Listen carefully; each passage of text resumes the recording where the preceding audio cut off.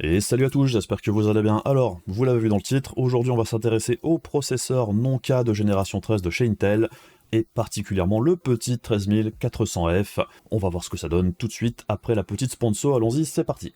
Vous avez monté un nouveau PC pour les fêtes ou vous avez besoin de passer à la dernière version d'Office, alors n'hésitez pas à profiter des promos du nouvel an de chez Godil24, avec 62% de réduction avec le code VBX62 sur les différentes versions d'Office. Il y a également 50% de réduction sur les clés Windows 10 ou Windows 11 avec le code VBX50, et il y a également des packs Windows plus Office qui peuvent être assez intéressants du coup, puisque ça fait une réduction de 62% pour les deux, et en bas de la page, le site vous indique comment utiliser son moyen de paiement par PayPal. Mais je vais vous montrer aussi directement comment ça fonctionne. Alors par exemple, moi je veux un pack Windows 10 Pro plus Office 2021, je clique sur le bouton, je rajoute au panier, j'arrive sur la page où je rajoute le code VBX62 comme vous pouvez le voir ici, et maintenant je peux passer au paiement. Et pour accéder au paiement par PayPal, vous devez juste cliquez sur continuer, vous avez après un petit récap de la commande, vous faites toujours continuer. Une fois que vous arrivez ici, vous cliquez sur choisir un moyen de paiement, vous cliquez sur PayPal et vous continuez avec votre compte PayPal comme d'habitude jusqu'à ce que vous ayez terminé. Et une fois le paiement validé, en quelques minutes vous recevrez par mail là où les clés que vous venez d'acheter, et si vous rencontrez quelques problèmes que ce soit, vous avez une assistance 24 heures sur 24, 7 jours sur 7 sur le site qui vous aidera en cas de problème. Tous les liens seront dans la description de la vidéo et comme d'habitude, si vous les utilisez, eh bien merci puisque ça soutient concrètement la chaîne, et merci également à Godil24 de sponsoriser cette vidéo. Alors pour cette review, eh bien Intel m'a fourni un exemplaire de test pour ce 13400F et je les en remercie. Et comme pour toutes mes autres reviews, du côté des GPU également, on me laisse faire et dire ce que j'ai envie de dire et ce que j'ai envie de faire au niveau du test sans aucune contrainte, n'en déplaise aux grincheux. Alors la génération 13 d'Intel, on a déjà eu l'occasion d'en parler puisque j'ai testé dernièrement l'i5 13600K et personnellement c'était aussi un de mes processeurs préférés de 2022 puisqu'il propose d'excellentes performances en jeu et en applicatif pour un tarif relativement correct dans l'ensemble. Donc il n'y avait pas grand chose de mal à dire sur ce processeur et même sur la génération 13 dans son ensemble chez Intel, c'était très correct dans l'ensemble au niveau du placement performance-prix. Et l'autre gros avantage d'Intel sur sa plateforme actuelle, eh bien c'est aussi que le coût de la plateforme dans son ensemble est relativement correct, et on a aussi toujours le choix de prendre soit une plateforme en DDR4 ou en DDR5. C'est vrai qu'au niveau des coûts, c'est un petit peu plus raisonnable que ce que l'on retrouve sur l'AM5 par exemple. Mais bon, si on reprend le 13600K, même si c'est un excellent produit dans l'ensemble, ça reste un processeur plutôt coûteux, puisque l'on tourne quand même aux alentours des 330 €, ce qui reste un budget et tout le monde n'est pas prêt à mettre autant d'argent dans un processeur. Donc forcément, comme sur la génération précédente, on attendait de voir ce qu'Intel allait nous proposer pour les processeurs non-K, ou 65 watts comme on peut les appeler aussi, particulièrement parce que sur la génération précédente, on avait eu d'excellents produits avec un 12100F qui était vraiment très bon pour environ 100 €, et l'autre processeur qui était intéressant sur la génération précédente dans cette gamme, c'était l'i5 12400F, puisque grosso modo, c'était un équivalent du 5600X d'AMD, plus ou moins au même tarif selon les périodes, on va dire. Donc, c'était un choix tout à fait valable aussi. Du coup, quand on a commencé à entendre parler de ces processeurs non-K de génération 13 et que l'on a vu les fuites au niveau des specs attendus, on voyait clairement qu'il y aurait plusieurs références qui seraient particulièrement intéressantes. l'i5 13400F et l'i5 13500 qu'on aura l'occasion de voir plus tard. Par contre, c'est vrai que le 13100F paraît un petit peu moins intéressant que sur la génération précédente, en dehors de si on trouve exactement au même tarif, puisque en gros c'est le seul qui n'a pas vraiment changé beaucoup au niveau des specs. On reste sur du 4 corps 8 threads, là où on va le voir pour le 13400F et le 13500, c'est pas le cas. Alors aujourd'hui, je vais pas rentrer dans les détails de l'architecture et de tout ça pour la génération 13 Intel. Si ça vous intéresse un petit peu plus en détail, j'en parlais un petit peu plus dans ma review du 13600K, mais dans les grandes lignes, la génération 13 Intel, c'est une génération 12 fortement améliorée. On a des fréquences légèrement plus élevées, on a plus de cache selon les modèles, on a aussi, la plupart du temps, un doublement du nombre d'I-Core à gamme équivalente par rapport à la génération 12, ce qui en applicatif permet une augmentation des performances quand même assez massif sur toute la gamme. Mais pour revenir au 13400F, ce qui est intéressant d'emblée, c'est que si on met ces specs en face de celles du 12600K de la génération précédente, ce sont quasiment deux processeurs identiques. Et en dehors des fréquences un petit peu plus basses pour le 13400F et le fait que celui-ci soit bloqué, ce qui n'est pas le cas pour le 12600K, ce sont les mêmes processeurs, hein, très clairement, mais le gros avantage du 13400F, eh bien, c'est son tarif, puisqu'on le trouve déjà dans le commerce autour des 220 € pour les prix les plus bas actuellement. Après, c'est vrai qu'en France, on le trouve plus aux alentours des 240 €, et pour moi, c'est peut-être un petit peu trop. 220, c'est déjà beaucoup mieux, et c'est vrai que 220 € pour un presque 12600K, ben, sur le papier, ça paraît plutôt pas mal, mais on verra ce que ça donne aussi en pratique. Par contre, il y a quand même plusieurs choses à prendre en compte pour ces nouveaux processeurs. Alors déjà, il y a deux versions de ce processeur. On peut soit tomber sur du 13400F qui sera basé sur du génération 13, donc Raptor Lake, mais on peut aussi tomber sur du 13400F qui serait basé sur du génération 12, donc du Alder Lake. Ça se voit au niveau du stepping en fait, je sais plus, hein, c'est le C0 je crois qui est en Alder Lake, mais bon, même si c'est deux générations différentes, au final Intel a fait en sorte de brider en fait la génération 13 pour que ça donne plus ou moins les mêmes performances que la génération 12, donc dans l'absolu ça devrait pas changer grand chose du côté des performances. Par contre, de ce que j'ai entendu dire, on pourrait avoir un léger gain au niveau de l'efficacité énergétique pour ceux qui sont vraiment en Raptor Lake, et par rapport à ceux qui sont toujours en Alder Lake. L'intérêt ici pour Intel, c'est bien évidemment de pouvoir écouler de l'ancien stock en génération 13, ce qui est plus vendeur sur le marché la plupart du temps, que de continuer à vendre des processeurs plus anciens, même si c'est la même chose au final.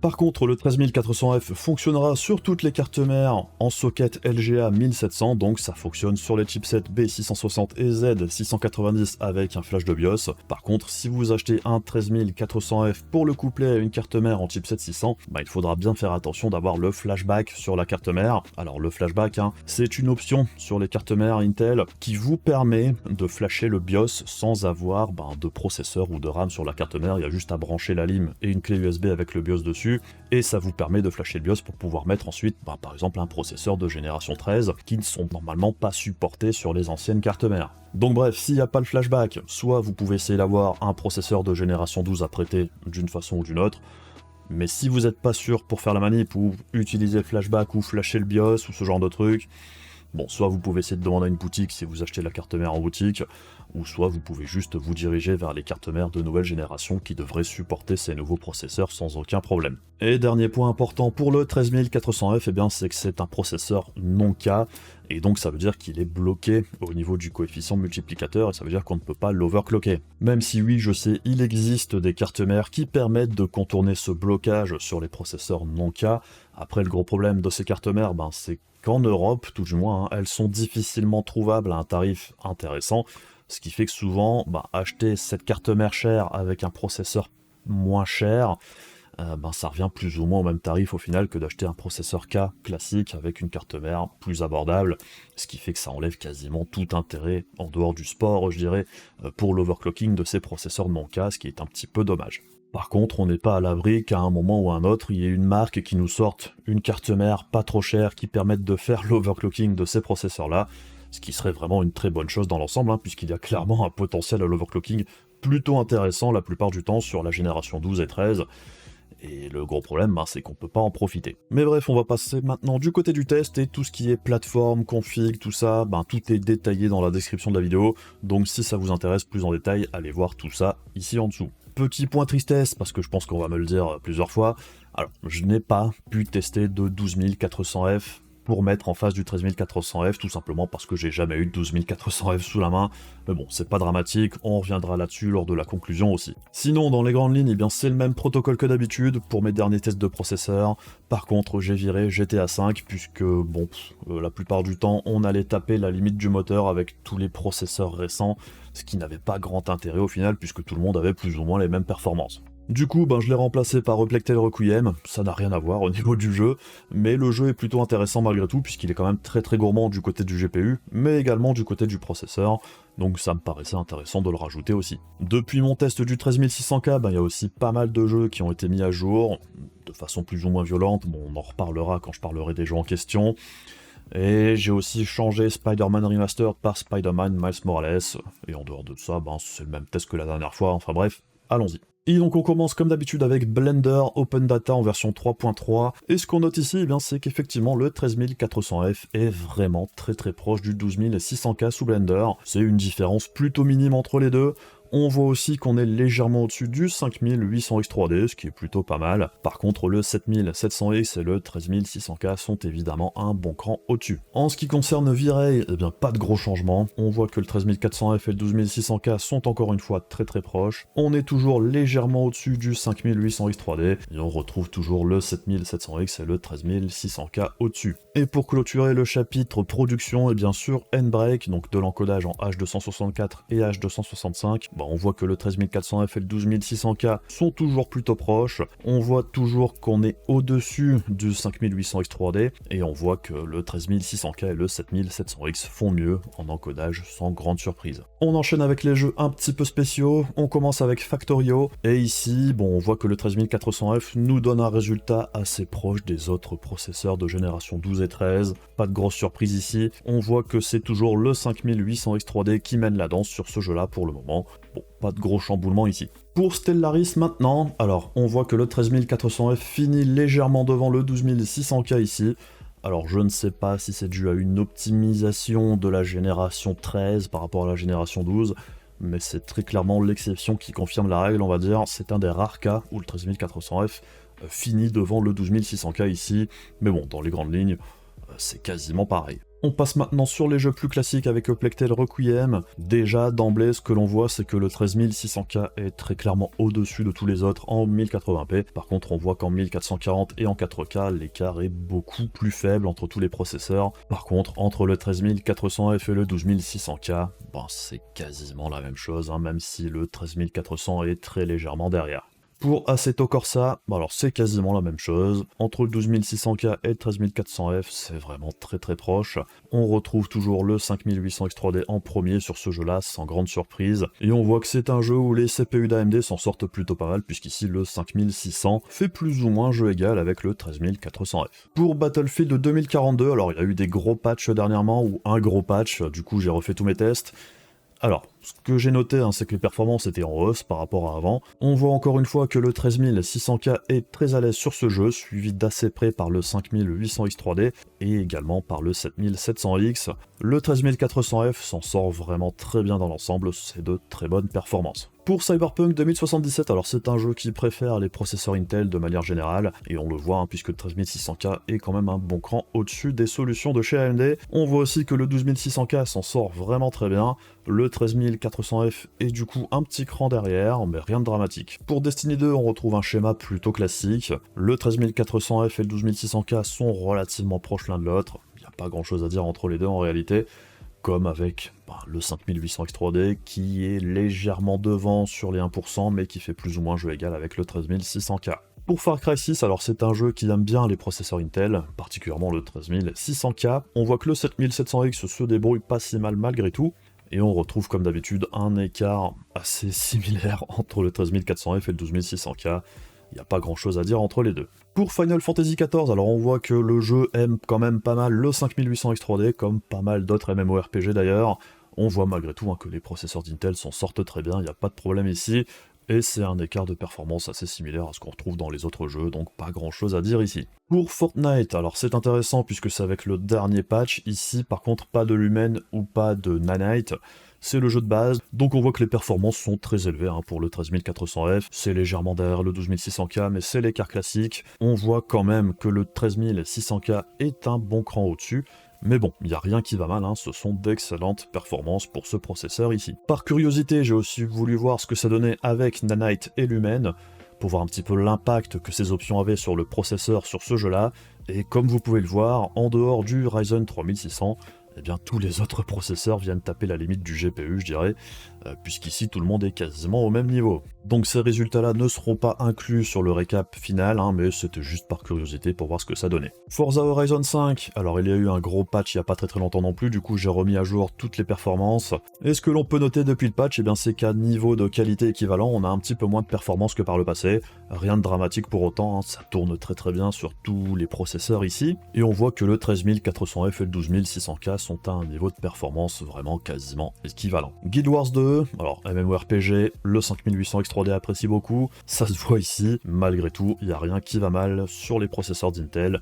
ça tourne très bien dans l'ensemble. Horizon Zero Dawn, alors c'est un jeu qui aime bien les processeurs AMD, ça se voit ici, le 7700X est à la fête, tout comme le 5800X 3D qui s'en sort très bien. Le 13600K du coup, paraît un bon cran derrière, mais il n'y a rien de dramatique pour autant. On voit que le 13400F s'en sort vraiment plutôt pas mal. Pour Spider-Man Miles Morales, on voit que le 5800X 3D est plutôt à l'aise, tout comme le 13600K, c'est très proche dans l'ensemble.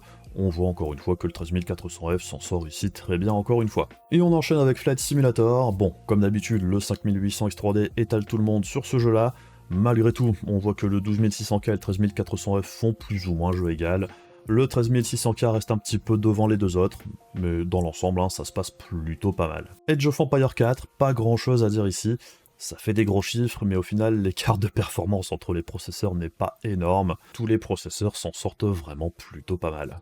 On enchaîne avec Rust. Alors Rust, c'est pas un jeu qui est très simple à tester, puisque ça change tout le temps par définition. Le 13400F s'en sort vraiment plutôt pas mal dans l'ensemble. Et on voit qu'on est quasiment au même niveau que le 12600K, et encore une fois, c'est le type de jeu où le 5800X 3D s'en sort vraiment très bien. Pour Shadow of the Tomb Raider, comme d'habitude, pas grand chose à dire ici, l'écart de performance entre le 13400F et le 12600K, c'est du classique. On retrouve le 13600K qui fait mieux que les deux autres. Star Citizen, alors il y a eu un patch il n'y a pas très longtemps, et très clairement les performances sont en baisse par rapport à l'ancien patch. Dans les mêmes conditions, ça tournait moins bien, ça se voyait à l'œil nu, il y avait plus de lag dans l'ensemble, donc ça se ressent aussi au niveau des 1% qui sont plus bas qu'auparavant. Autre point à garder à l'esprit, Star Citizen a toujours ce problème avec les e-cores, donc c'est vraiment un jeu où il vaut mieux désactiver les petits cores. Si vous jouez à Star Citizen régulièrement avec du génération 12 ou 13 Intel, vous aurez probablement de meilleures performances en désactivant les petits corps. Pour Star Wars The Old Republic, bon, comme d'habitude, c'est des MMORPG, la charge varie quand même assez violemment selon ce qui se passe et selon le monde qu'il y a là où je fais mes tests. Généralement, j'essaie de tester dans les villes où il y a beaucoup de monde, justement, pour mettre un peu à mal les processeurs. C'est pour ça que ici, peut-être que le 13400F, au moment où je l'ai testé, c'était peut-être un petit peu plus chargé qu'avec les autres processeurs.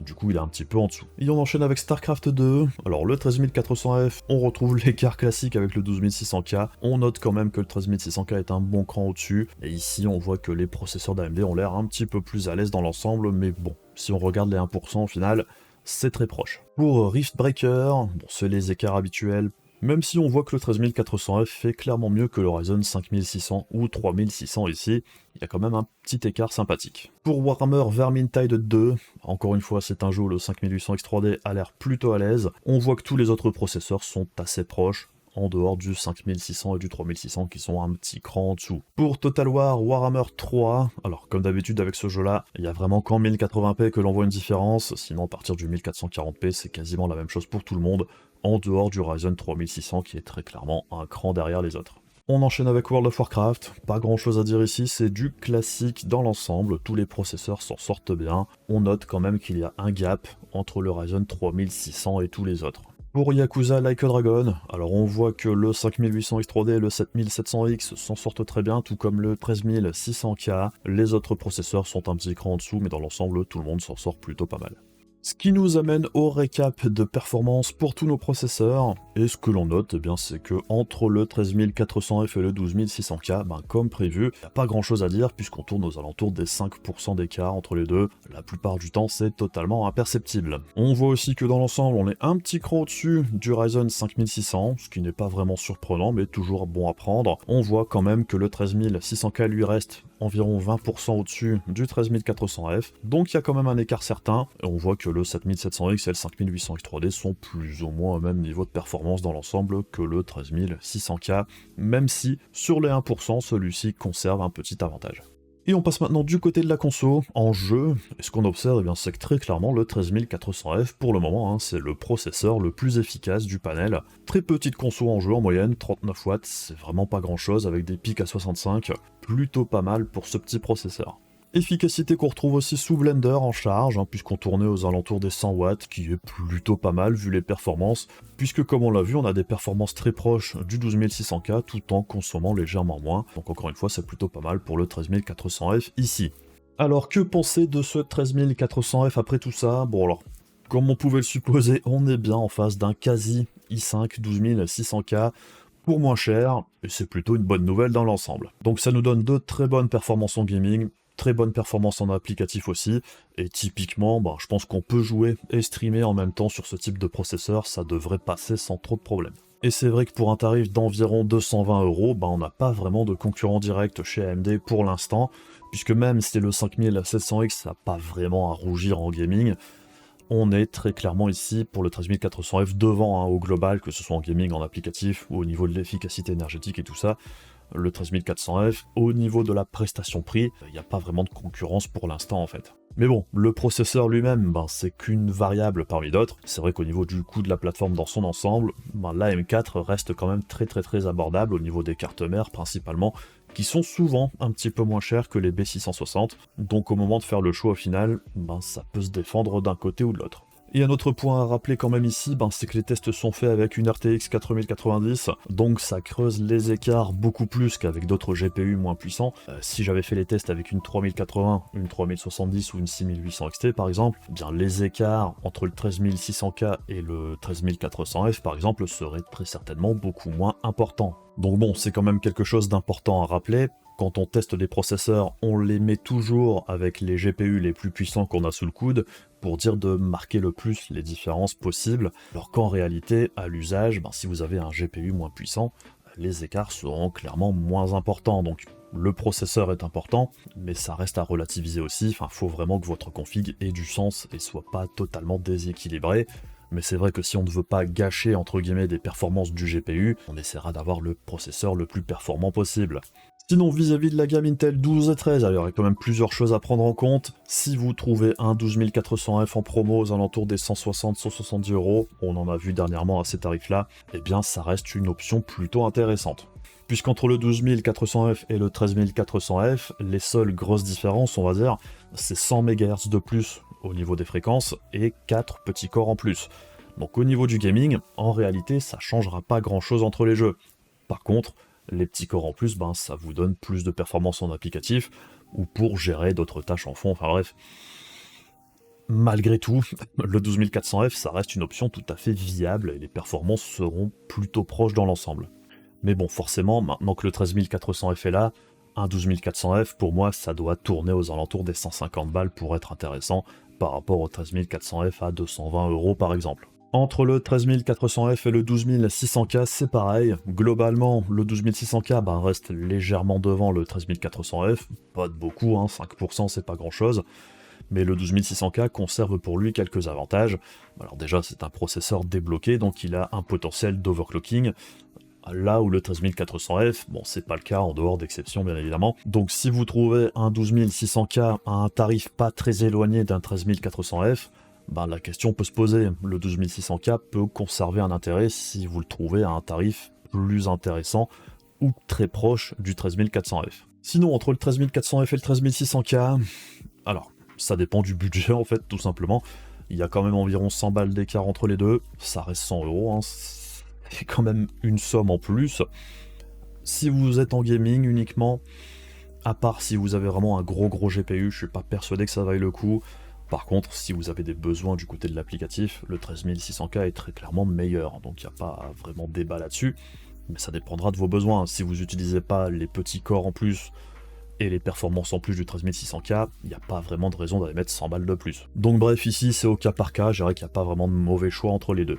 Donc bref, ce 13400F, c'est encore une fois un plutôt bon processeur, et je trouve que couplé à une carte mère en B660 ou B760, ça fera le boulot pour un bon moment, pour un tarif relativement correct. Après, personnellement, comme je le disais tout à l'heure, moi j'irai pas au-dessus des 220 € pour ce 13400F, puisque si on met plus cher, on se rapproche quand même beaucoup du tarif du 13500 ou du 12600K, et même du 13600KF, et du coup ça perd beaucoup de son intérêt, donc ça dépend vraiment du prix que vous êtes prêt à mettre, mais personnellement, au-dessus de 220, ça me paraît quand même un petit peu plus compliqué. Mais bon, clairement, encore une fois, ce qui fait plaisir ici du côté des processeurs, c'est qu'au niveau du performance prix, on va toujours dans le bon sens, ce qui n'est pas vraiment le cas du côté des GPU, ce qui est plutôt dommage, mais c'est vrai que ça fait plaisir quand même du côté processeur. On voit qu'à chaque nouvelle génération, on a quand même une évolution positive. Après, je sais, sur la M5, on a un petit peu un problème au niveau du prix des cartes mères. Les processeurs en eux-mêmes sont pas mauvais, mais On va dire qu'il y a d'autres problèmes pour l'instant chez AMD. Donc bref, je pense qu'on a fait un petit peu le tour pour ce 13400F, et j'espère que le test vous aura plu. Sinon, comme d'habitude, n'hésitez pas à faire les trucs casse-bonbons de YouTube pour soutenir la chaîne, et on se retrouve très rapidement pour d'autres vidéos. Bisous à la prochaine, salut!